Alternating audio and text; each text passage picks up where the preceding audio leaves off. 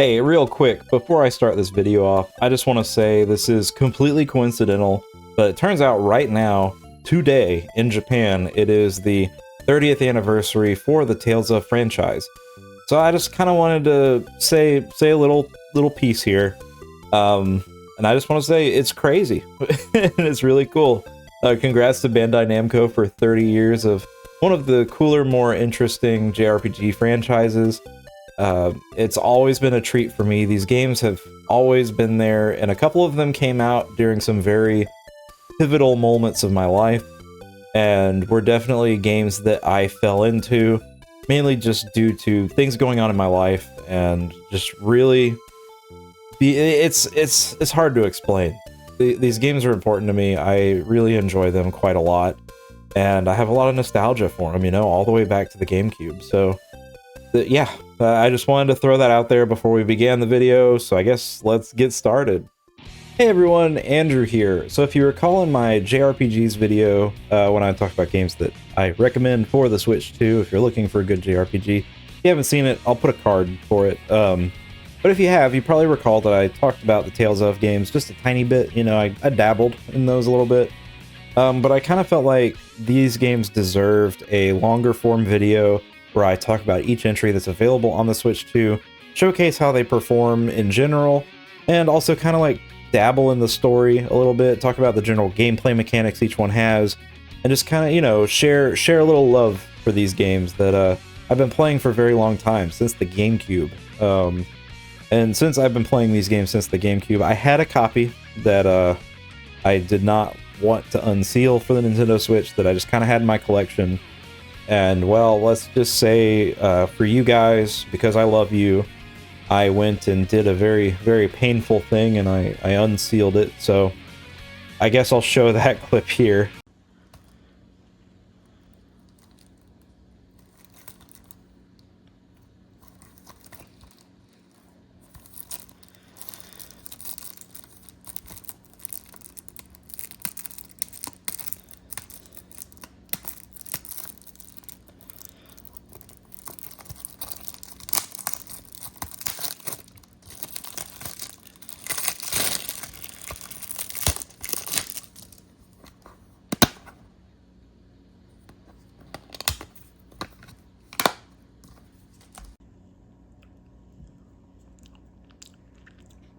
I'm devastated. No, not actually. I've been wanting to play this on the Switch 2 for a while now. I've played it on PC, and of course I've played it on GameCube as well. Don't have my GameCube copy anymore, unfortunately. But, you know, this has been kind of sitting on my shelf for a little while now, just chilling and sealed. I've got other games that are sealed that will be more significantly painful to open in the future. And without any further ado, let's get started by talking about Tales of Symphonia Remastered on the Nintendo Switch, running on Switch 2.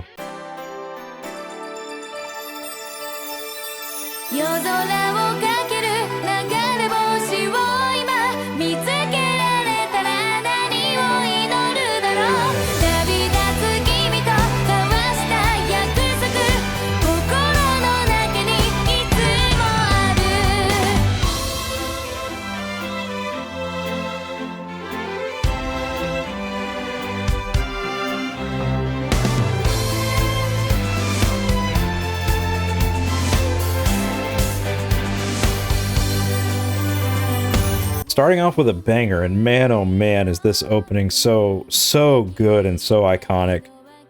So Tales of Symphonia is a GameCube gem where you play as Lloyd Irving and his friends, and you're effectively taking a young lady by the name of Colette Burnell on a journey of world regeneration to gather mana and save the world, because the world of Silverant is kind of dying, and that's no good.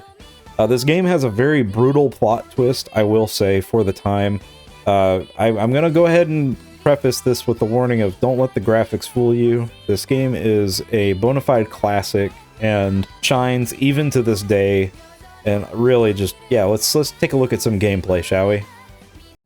Right off the bat, you're going to notice that, yes, these visuals are pretty dated, at least in terms of the models. So this is actually based off of the PS3 remaster of this game that came out a little while ago as opposed to the GameCube version. From what I understand, the GameCube version source code was lost, so they kind of had to remaster an already slightly remastered version of the game. But regardless, the models themselves are still very charming and very of the era, I guess is the best way to put it.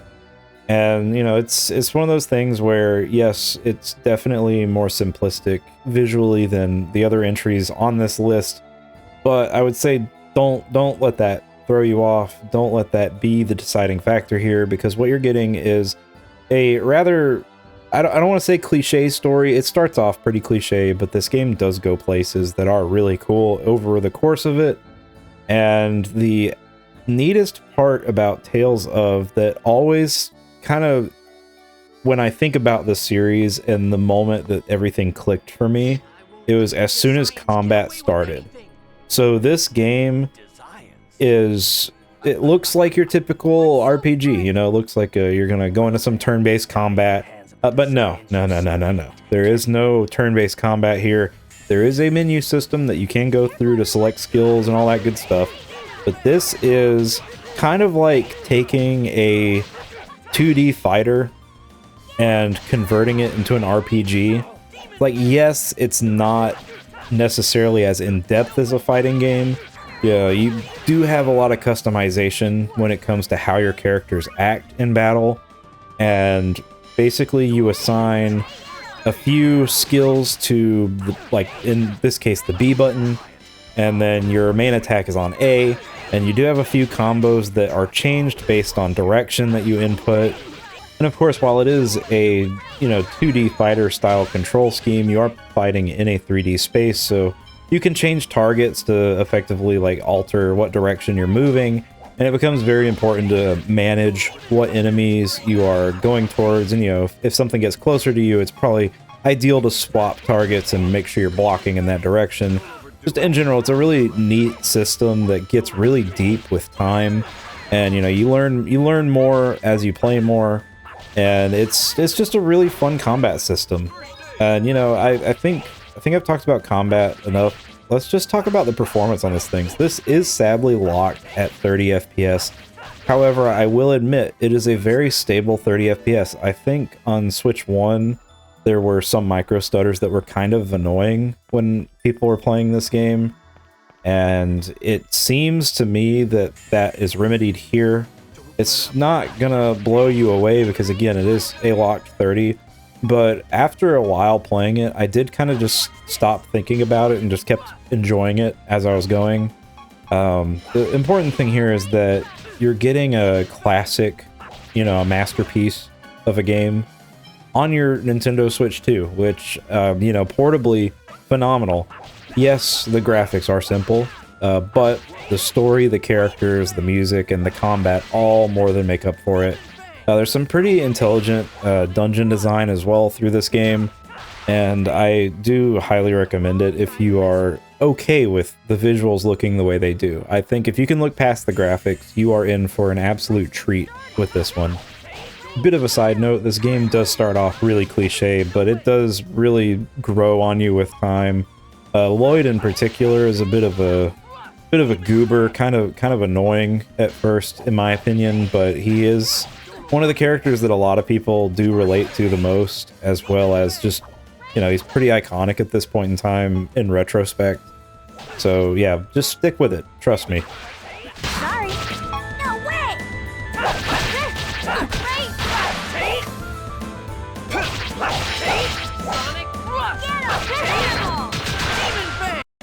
And don't come back. Tales of Symphonia is kind of just one of those bona fide classics, you know, from its era. But the really cool thing about it is that it actually had a really darn good sequel on the Wii. I'm going to be brief on this one.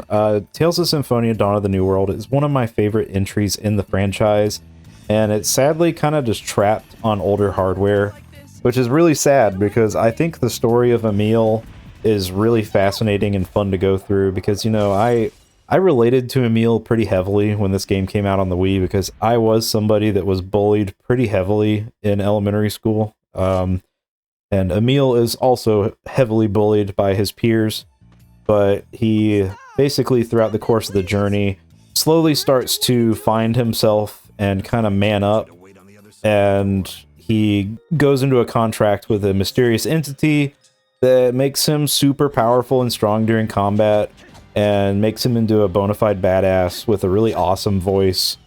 And his combat systems are so much fun. Like, I really do love this game quite a bit. I played it a good while recording this just because I wanted to re-experience it. And man, it holds up. So hopefully we see a remaster of this one in the future. I genuinely love this game, and I think it's one that should be appreciated more than it is. That was too easy. Alright, so that's enough about Symphonia. We've been talking about Symphonia for way too long now. Let's jump into the next Switch game on Switch 2, and that is, of course, the absolute jam that is Tales of Vesperia Definitive Edition.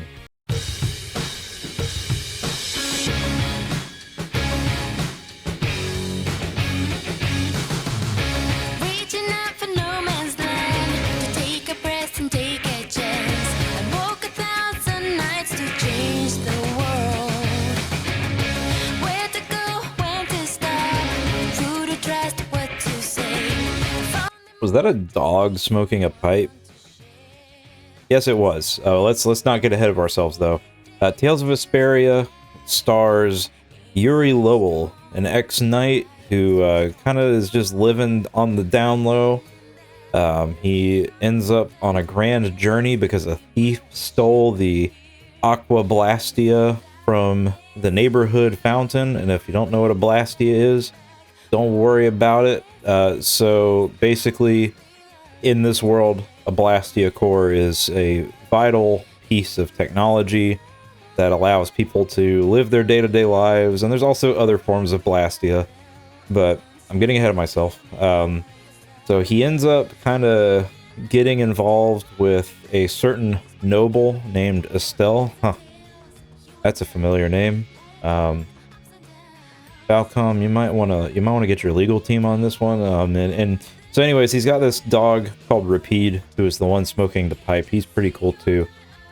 So they go out into the world looking for the thief that stole the Aqua Blastia, and along the way kind of uncover some corruption within the Empire and all the usual RPG trappings, and it's really good and really enjoyable. I really like this game and I really like this cast. But let's look at the gameplay, shall we?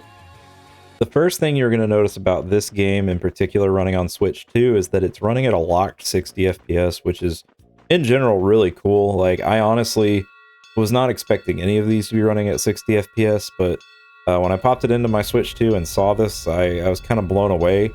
Then I remembered on Switch 1, I remembered it being a pretty decent frame rate. It wasn't perfect, but it ran respectably well on there. But it's really cool to see on Switch 2 this thing running absolutely flawlessly. This, in my opinion, makes the Switch 2 the best place to play Tales of Vesperia, just because this is such a buttery smooth experience, and it really does make a big difference in the combat in particular. But also, like, the world exploration just feels really smooth because of it, because this game has a proper overworld map, like a traditional JRPG, which is really fun to have, because you get to explore the map and kind of just engage monsters at your own leisure, which, I mean, that's, you know, just a good time. And this combat system is a very solid renovation of the same combat system we saw in Tales of Symphonia, where it is once again on a 2D plane, but in a 3D space. Combat flows a lot better in this game, in my opinion. I think Yuri's moveset is a little bit more enjoyable than Lloyd's. He's a little bit more flashy with his attacks, and he's got kind of a swagger to him that's very enjoyable in combat.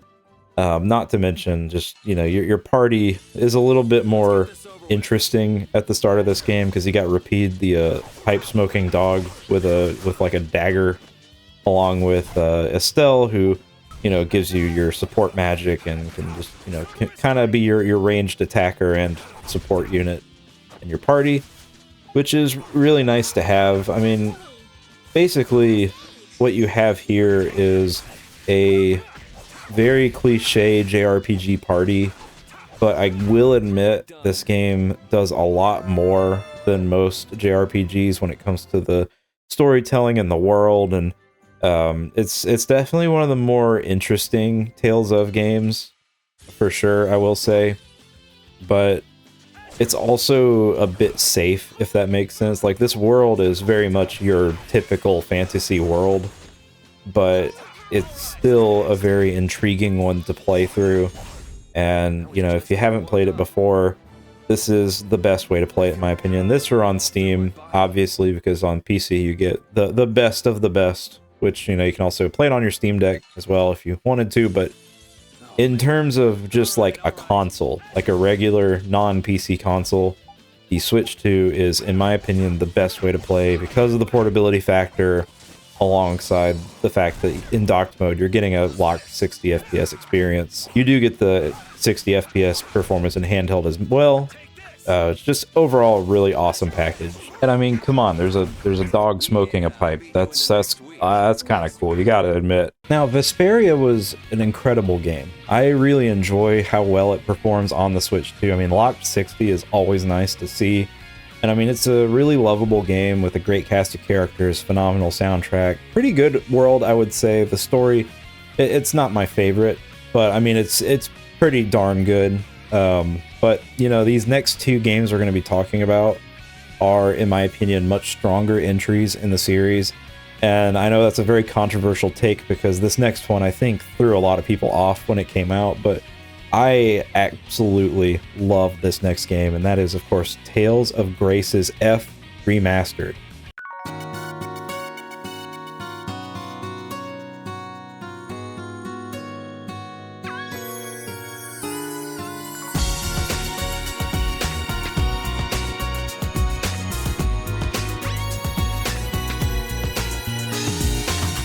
The first time I played Tales of Grace's F, this game kind of blindsided me because it starts off being really basic and tropey, and everything about it feels just kind of like meh. Like, I felt like I was not going to enjoy this game as much as I did. You play as Asbel Lant, who is a young noble. He is the upcoming heir to the Lant estate, and, you know, he's got his younger brother there with him as well, and they run into an amnesiac that they end up naming Sophie. And, you know, you kind of just run around exploring the world as them, fighting monsters. Combat system in this game is pretty different. So the combat in this game is more 3D oriented. Basically, instead of running left and right, you kind of run like forward and backward. But you can also sidestep, so you can do like side dashes, and you can also dash forward and backwards. This is really important because combat is really heavily focused on you dodging enemy attacks. So enemy attacks that are coming in vertically, you dodge left or right. Anything coming horizontally, you of course dodge backwards. And instead of having all of your skills like on one button and then like a basic attack pattern, you basically learn combos. So pressing A 3 times is a combo, but you could press A and then up an A for a different combo. And basically that's all dictated by this little system that it kind of reminds me of like something in Hearthstone, like a mana pool. So you have this number at the bottom that basically counts up when you're not taking actions or if you're blocking. And each attack type in your combo system is tied to a point value. So in order to do your full combos, you have to have the correct amount of points saved up.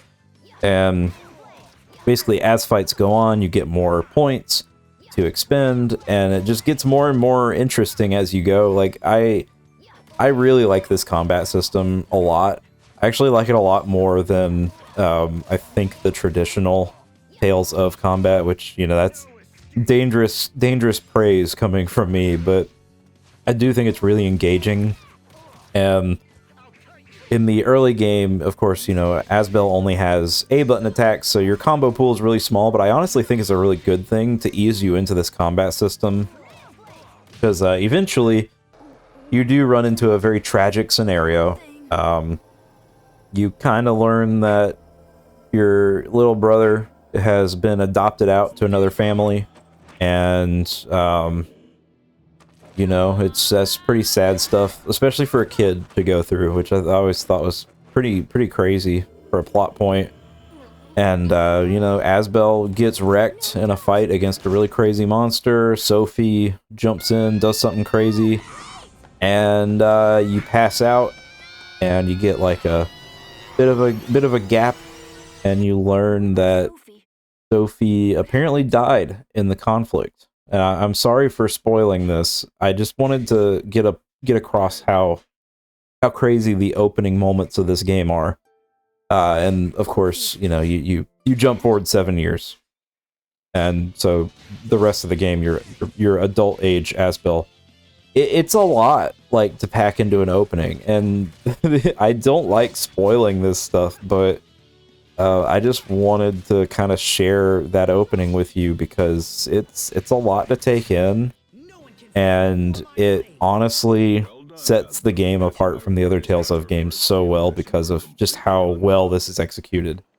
Like, it's pretty wild to have a moment where the game basically is just like, yeah, this character in your party that you were really hyper focused on is now dead. Cool. Your little brother, he's gone. He's adopted to a better family. You'll never see him again. And then, you know, your character, of course, does his little thing where he's like, I don't care about this family, I'm gonna be a knight. And then you get the 7-year time jump, and you get to the really cool Asbel with a completely different combat system from what he had as a child. So adult Asbel not only has the A combos, but he also has B combos.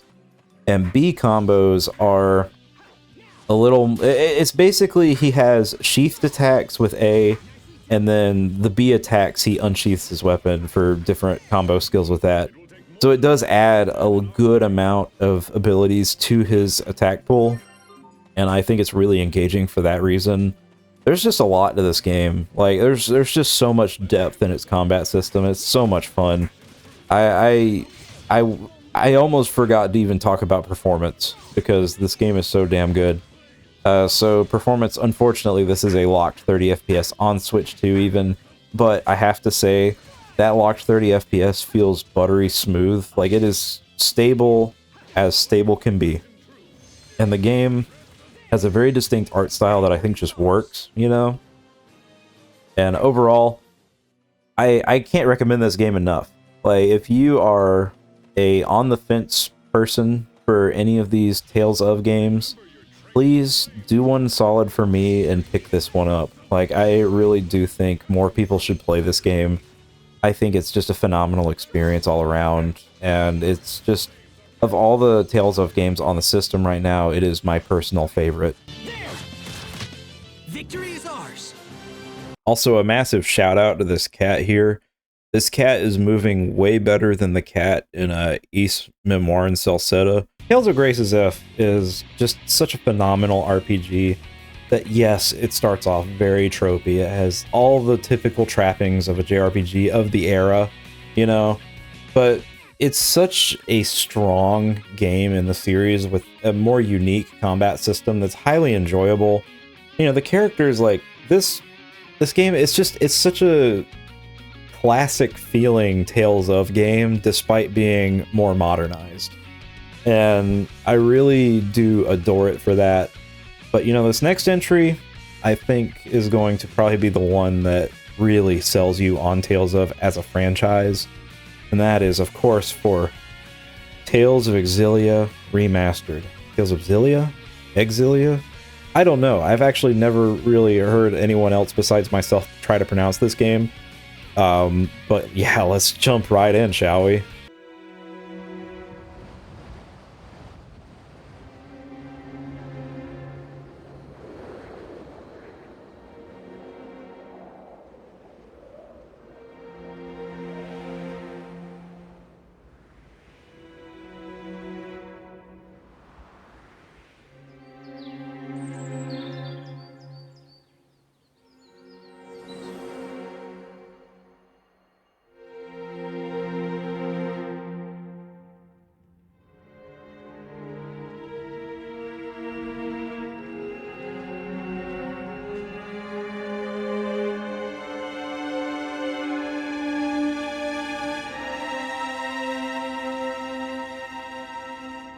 So Tales of Xillia, you probably noticed, doesn't necessarily have the traditional Tales of opening.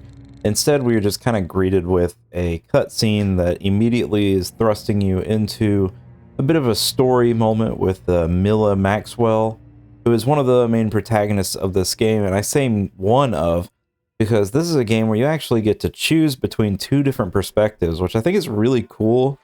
So you have medical student who's about to graduate soon. He's just got to write himself a little thesis or whatever. Jude Mathis. He's my wife Ronnie's favorite character because she is a nurse. Yeah, we both like Jude. He's a combo machine, and I enjoy playing as him so much. And then of course we have the kind of iconic at this point Queen of the Spirits, Mila Maxwell.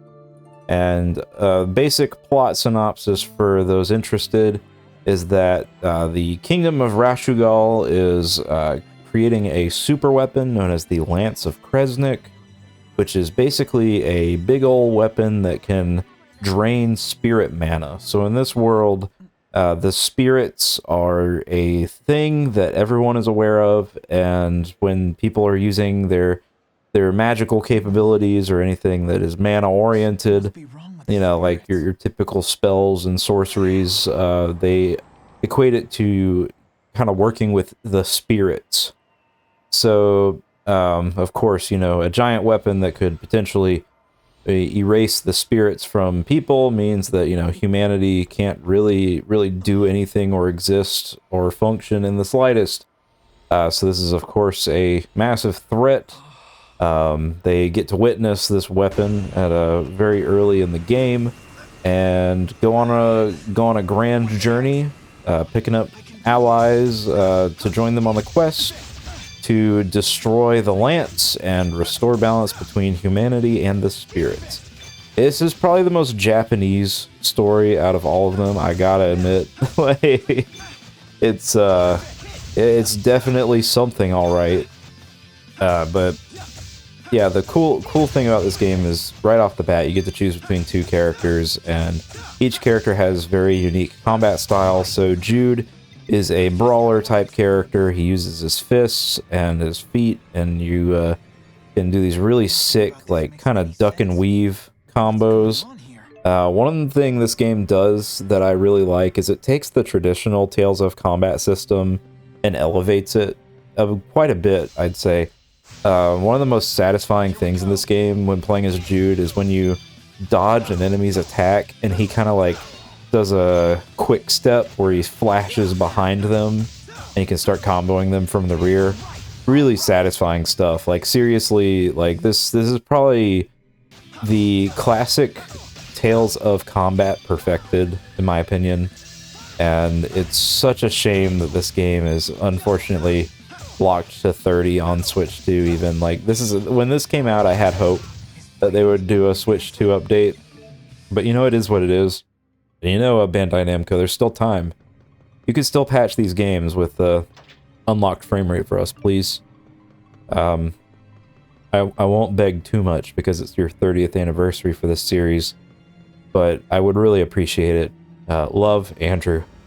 So anyways, yeah, so playing as Jude is a lot of fun. Playing as Mila is a lot of fun as well.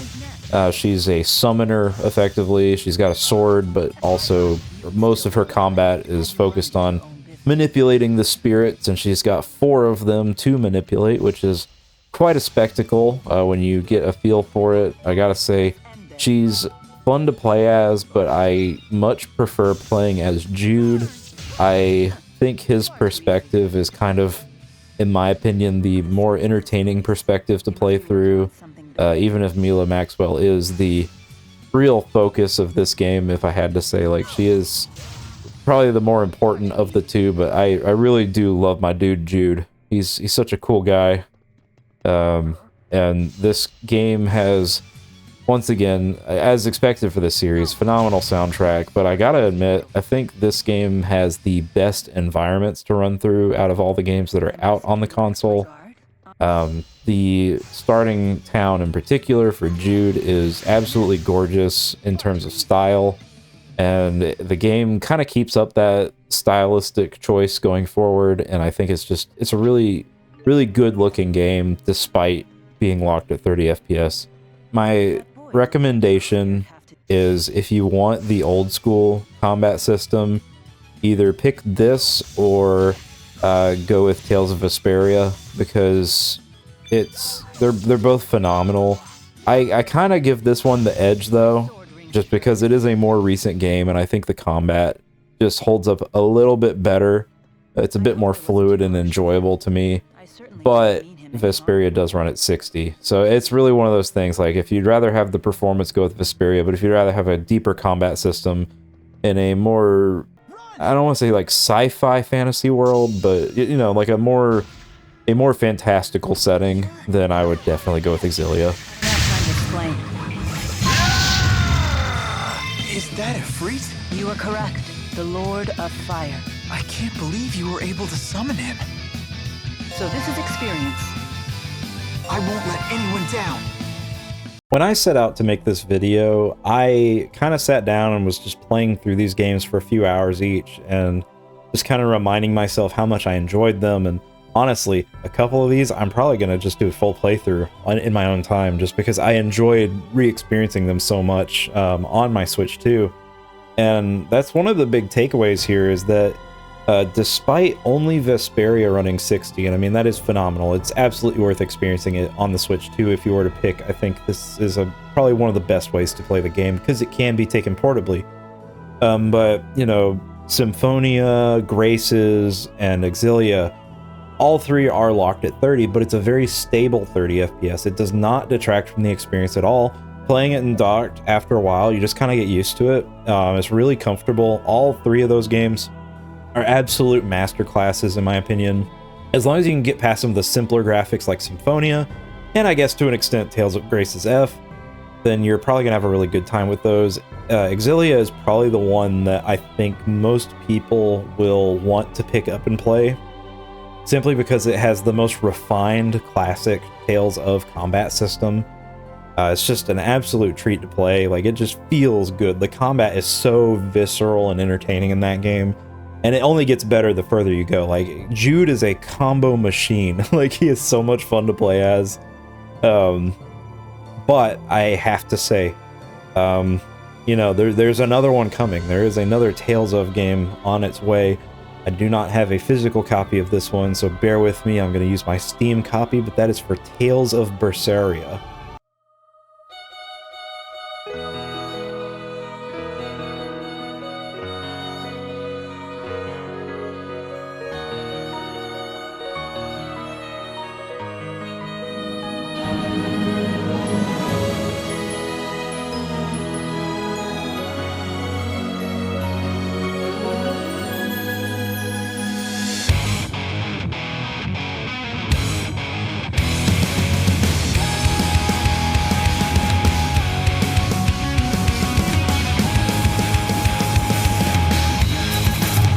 You know, I don't really ever hear anyone talking about this game.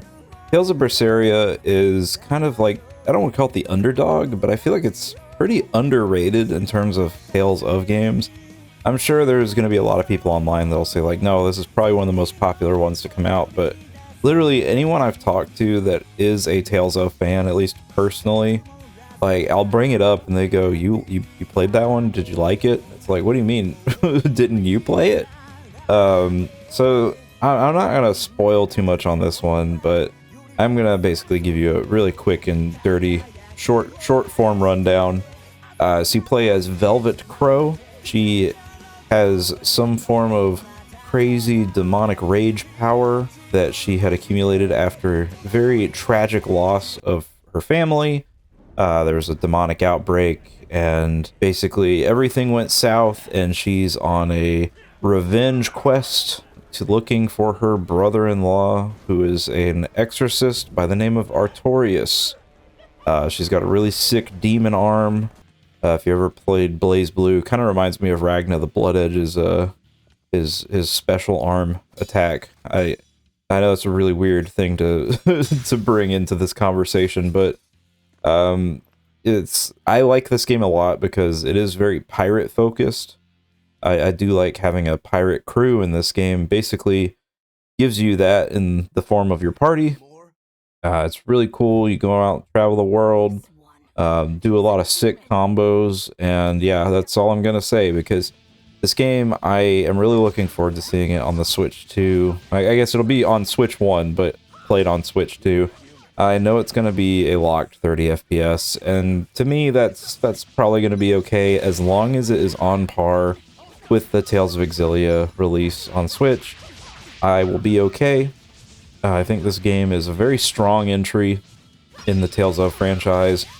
It's definitely different. It kind of takes some elements from Tales of Graces in terms of the combat, but instead of having it be like you have an A and B set of attacks, your combo strings are button bound, so for each face button you can assign a combo per step of that combo. So let's say like A1, A2, A3, A4, B1, B2, B3, B4, etc., etc. And you can kind of alternate, you know, if you're, say you do A1, A2, you can then go B3 and then Y4. So it's kind of one of those things, like you basically assign skills to 4 inputs per button, and you can kind of jump around between them. You know, it's a fun system for sure.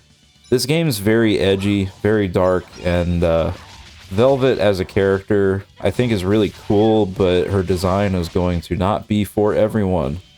This is going to be one of those things where if you're cool with her design and don't mind it too much, like, you know, being the way it is, then you're probably going to be okay. But I know there are a few people out there that can be made uncomfortable by certain female designs. Personally, I don't mind it because I don't really see it as anything too crazy. It's just a Japanese RPG. Sometimes this just happens. But yeah, I really like this game, and I'm really hoping that the Switch port is solid. It would be really cool if Bandai Namco decided to release a patch or even a Switch 2 upgrade for it, because I think this would be the perfect starting point for them to do so. And then maybe go back and do the same for Xillia and Graces. Like, I really would love to see these games performing their best on the system, but this is a very solid entry, and I do hope more people try it this time around. I don't actually know how well this one did, but from just conversations I've had, it seemed like it was kind of ignored, but I think that's a bit of a shame, since this is the edgy man's Tales of, and it's a very good one.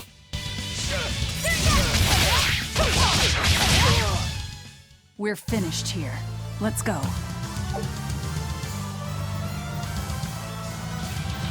So now that we've looked at Berseria a little bit, that is a game that is coming to Switch 2. It's going to be in the same format as these remastered versions, so probably going to be 30 FPS. In fact, I'm pretty sure it's confirmed to be 30 FPS on Switch. You know, hopefully, maybe they release an update so that Switch 2 players can experience it at 60.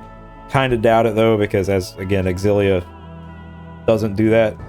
But that's okay, because if it's as stable as these other remasters on the Switch 2, I will be perfectly happy with them, because portably these games are phenomenal. Like, genuinely, some of the most impressive experiences, like, to have on a portable machine, because all of these games have such great stories to tell, really fun combat, and I've said that enough, though. Let's talk about some Tales of games I really want to see on the system, though. First off, I want to see Tales of the Abyss. I'm sorry, I don't have any footage of this one. You'll just have to take my word for it. Tales of the Abyss is my favorite Tales of game, and it has been for a very long time. It's a PS2 classic. It did get a 3DS remaster at one point. I did play through that, really liked that as well. However, I would really like to see it be remastered, and it's one that, if it was remastered, it could definitely run at 60 frames, even on original Switch, just because it's the PS2 game. It's not that graphically demanding, unless they really went hardcore and put a lot more effort into it and made it graphically demanding, but I digress. I highly doubt they would do that. They'd probably just up-res it and call it a day, which I'd be fine with. I just want it on modern hardware. But you know what is more likely, what, you know, we probably will see this, and I do have gameplay of this next one, is Tales of Arise. So Tales of Arise, I think, is the game that kind of popularized this franchise for a lot of more modern audiences, if that makes sense. Like, I feel like a lot more people who do not play, you know, these other classics, like, picked this up. Like, I think this was definitely a game played by more people than a lot of these other Tales of games. And I mean, it deserves it. It's a really cool, unique, and like entry in the series. It's got a very different combat system, but I don't even need to talk about it. I can just show you. So let's do it. I want to feel your hand right now. You are the place, my only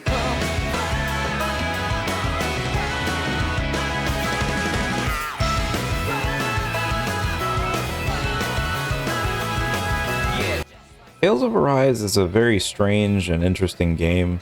I really do like it quite a bit, and I think it's probably the safest choice for a game to be ported over to the Switch 2 when it comes to these Tales of games.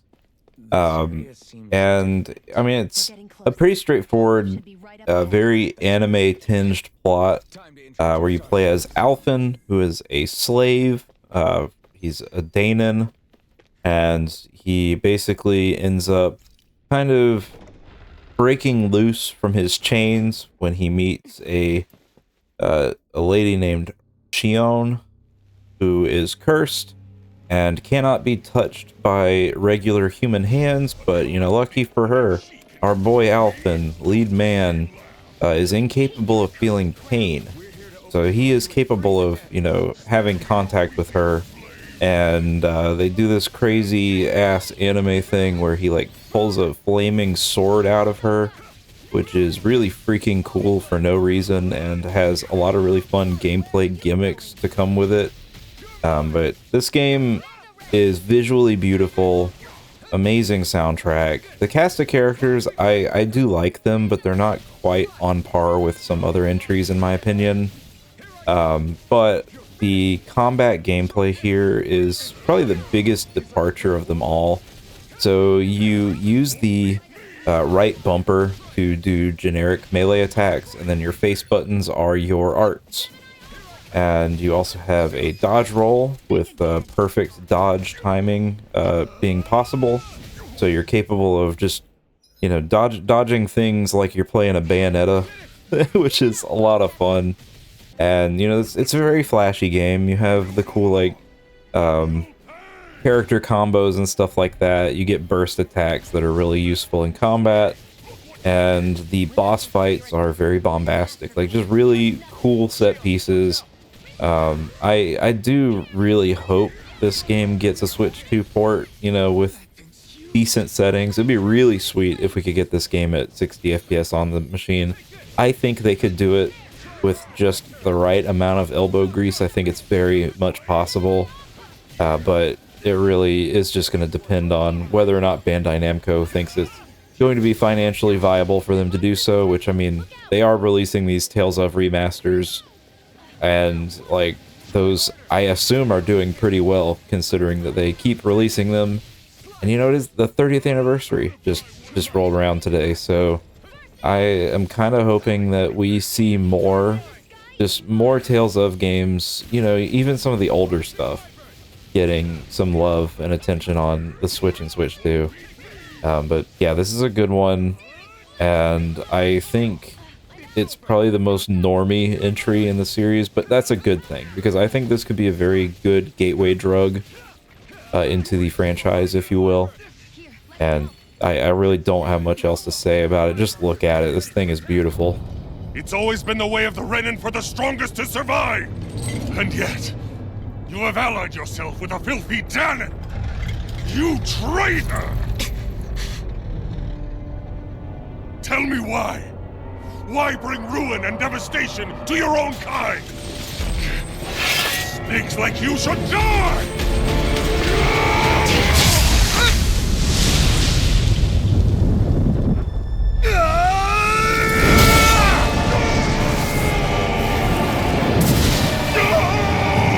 So yeah, with that, I really hope you found a game here that you might be interested in picking up. All of these are fantastic. I adore each and every one of them.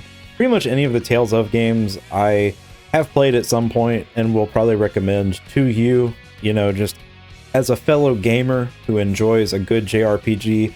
I think it's one of the most unique franchises to exist in the space. I think the closest thing to it is probably going to be the Star Ocean games, which... future video, maybe? That's a pretty good topic of discussion.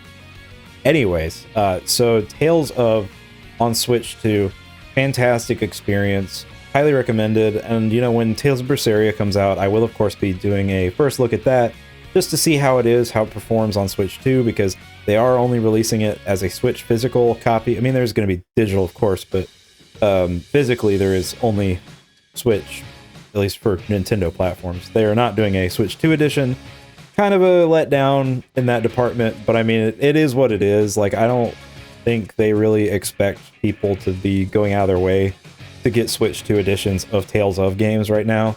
But who knows? Maybe, just maybe, we can push this thing into a higher status, you know, on the platform. So yeah, have you guys played any of these on your Nintendo Switch 2 or even on your original Switch? Curious to see how many people out there actually do enjoy these games like I do, and how many of y'all have played them on the console. It's just such a cool series, and I would really honestly be beyond thrilled if we got Dawn of the New World on the Switch in some format. I was a little bummed out that the remaster of Symphonia just didn't include it, you know, because on the PS3 HD remaster of Symphonia, it does include it. It is what it is. You know, they like money. So yeah, hope you all enjoyed. Special shout out and thanks to my channel member Corlith. If you'd like to join him on the super awesome billboard of cool people, we have a couple of membership options available. Basically, the lower tier, which is the player 2 tier, is simply a, you know, support the channel. You know, you get your name at the end of the video. I shout you out when you first join, of course, by name. And you know, while we have lower member counts, I will just name everybody involved. Good stuff there. We got some stickers and emojis, whatever you call them, for like the live chats and all that good stuff. Which we have been streaming Kingdom Hearts live. Let the community decide my build and difficulty. We're currently on Proud mode, playing a magic build with no defense. Pretty fun. It's gonna be a good time later on, I'm sure. Gonna play through all of those games on stream, so really looking forward to doing that. And player 1 tier, of course, you get the special name shout out at the end of the video, of course, as same as the other tier. But you also gain access to play games with me for videos or for streaming content. Basically, it's just something I thought would be fun. You know, if anyone wants to really support the channel and be a part of it, you know, be a part of the crew. So that option is there. Of course, if you don't want to do anything with money, I understand fully, because, you know, I'm a dad, I get it. You know, money matters, and, you know, it's kind of one of those things. You can still, however, consider liking the video, which is pretty cool in my eyes. I like it when people like things I do. And I always laugh because there's always that one person that has to dislike it because they probably heard me saying you could like it, which, I mean, yeah, it is what it is. Of course, you know, if you really want to see more of my content in the future, you know, JRPGs, Falcom, niche games on Switch 2, PC, pretty much anything I feel like in the moment. I am a very avid collector with quite a lot of games on a variety of platforms. You know, consider subscribing. We are so close to our 1,000 sub goal. I can taste it. I have a 1,000 sub special with a really cool interview that I think is going to blow your mind, especially if you're in the fighting game community. I'm not going to spoil it, but it was really fun to make. And it's just with a really cool guy, so I'm really looking forward to sharing it when we hit 1,000 subs. I'm still editing the video. It's almost done. It's going to be great. Yeah, without any further ado, I hope you all have a wonderful morning, afternoon, evening, wherever you are in the world, and I will see you next time.